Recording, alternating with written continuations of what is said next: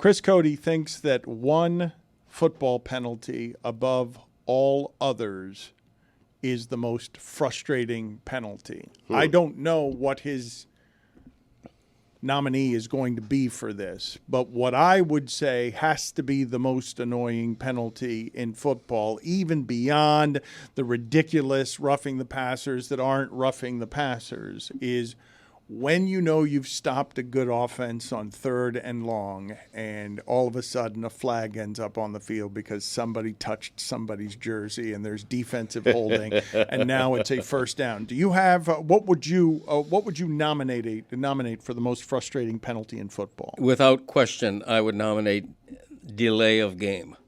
I don't think that there's ever a good excuse for that. If you have to use a timeout, use a timeout. I don't like a delay of game penalty.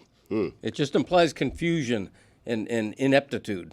Right. You know? Well, Now, that's what it is. After last night, I feel like we could say 12 man on the field because, God, that had to be frustrating for Bills fans. But kind of a spoiler alert here. My dad got my exact answer. It is 100%. Really? That delay sucks, game. man. Sorry. He Stole definitely your undercut thunder. it a little bit. Wish you would have gone to me first, Dano, but we Right. can do that next time. What are the odds? What are the odds that Greg Cody, you thought you were coming Wait. in with a hand that was strong that no one else would have? But you're A hand asking, like this. what are the odds that a father and son have discussed this at some point No, in their lives? we've never discussed it. Right. About Well, it being the most annoying, but he's so right. It is because it has at least like a defensive pass interference. There's a lot of fast movement going on, so I can explain someone bumping into someone. This is just I see this thing going down 5, 4, and I see my quarterback, and I'm like in my living room, hike it.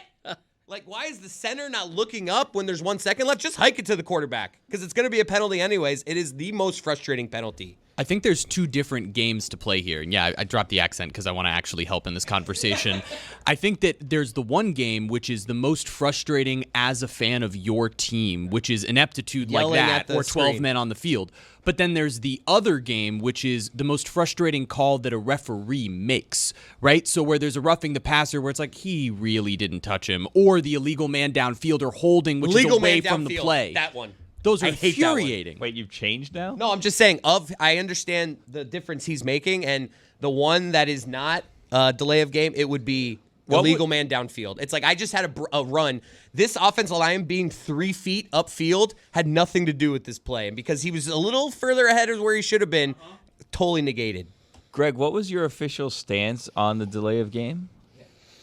That it's inexcusable. But I don't mean to cut you off, Yeah. but Dan literally had a clock on his head for years, counting Well, down till the end of the that's fair. segment. Like now you can argue that there's a clock that you missed that's not in a good position. Right. Yeah, Dan I had go one like right that. in front of your face. Great point, the Billy. thing that I was laughing about as Chris Cody spoke is, do you realize how hard it would be for us to execute anything in a timely fashion? Yes.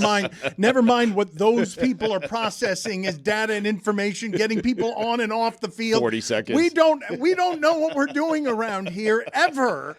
We don't keep to any schedules, and also we vastly underestimate, just because professional teams do it well, how difficult it is to get on and off the field in a timely manner. We would be offsides, false start, something on every single play. I am stunned all the time that people think it's a normal thing for the clock to be at 1 and all of that to get executed when it's supposed to be in truly panicked situation where who's that? Oh, it's Myles Garrett that's going to chase me on this play, and he knows the clock is ticking down too. It's a fair point. Mine is pass interference for this reason. I think college does it well. I don't think the NFL does it all. I'm good with pass interference. If you're preventing a guy from doing his job, which is catching the ball, and you're doing it illegally, then fine, there should be a penalty. It should not be spot of the foul penalty. I hate that. I mean, that's how Denver got into field goal position last night. Rush just chucked it up. A guy, got to the receiver before the ball did, and boom, you got a field goal attempt, and you win the game. It's over. I think Chris Cody was asking me the other day, was there some coach in the 90s who was going for it on 4th down all the time? There had to be. And people were like, that guy is blaspheming. We don't against even remember everything. him because we kicked him out of the league. No, but that didn't happen. They were all copycats. They were all afraid. They were all Parcells. They were all Wanstead. They were all punters. There had to be one guy that's like, it's 4th and 1, I'm doing it. No, Jerry Glanville was the craziest, and he would punt on 4th and short as well. The whole thing's changed now. I told you yesterday, Dan Campbell has done it 100 times, gone for it on 4th down in his Lions career. But I do believe we're going to look back at this time, I don't know, 15 years from now, and say, why didn't people throw deep more often just to get the pass interference, given that it's a 50-yard penalty? Right. Why was James Franklin simply refusing to throw the ball anywhere downfield, trying to get a call from an athletic receiver just running into a defensive back who's not paying attention to the football? I think we're going to look back on it and be like, wait a minute. There was a 50-yard penalty that they didn't take advantage of all the time in that sport? I'm of the belief that the Giants' offense would be better off if they ran no plays and just threw bombs trying to get pass interference calls. They'd be better. Iowa would be better, even with just 15-yard penalties in college. I think that there's some teams that should probably take advantage of this. You say that, but the problem with it is now the average release time is 2.7 seconds in the NFL.